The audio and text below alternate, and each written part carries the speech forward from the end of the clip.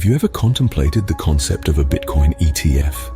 It's a fascinating topic, especially when we contrast it with traditional ETFs. Today, we're delving into the world of Bitcoin ETFs, exploring their similarities and differences with traditional ETFs, and uncovering what sets them apart. First, let's start with the basics. An ETF, or exchange-traded fund, operates like a basket of securities that you can buy or sell through a brokerage firm on a stock exchange. It's a popular choice for many due to its flexibility, diversity, and ease of use. Now imagine applying this concept to Bitcoin, the largest cryptocurrency in the world.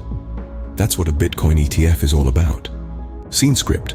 A Bitcoin ETF, like a traditional ETF, tracks the performance of a specific asset, in this case, Bitcoin.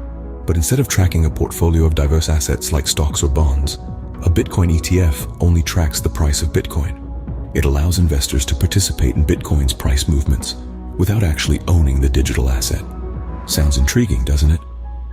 Now let's highlight the differences. The primary distinction between a Bitcoin ETF and a traditional ETF lies in the underlying asset.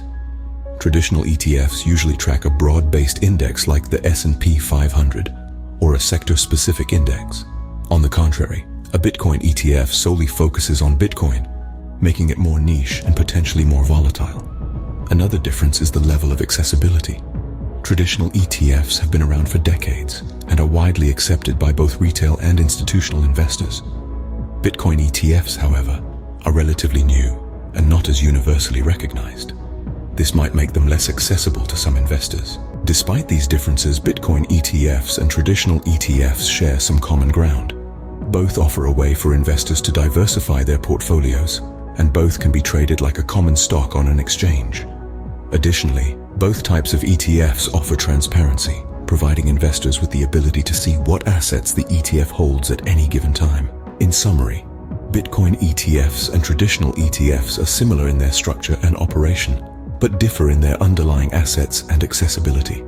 While traditional ETFs track a wide range of assets and are universally recognized, Bitcoin ETFs focus solely on Bitcoin and may not be as accessible to some investors.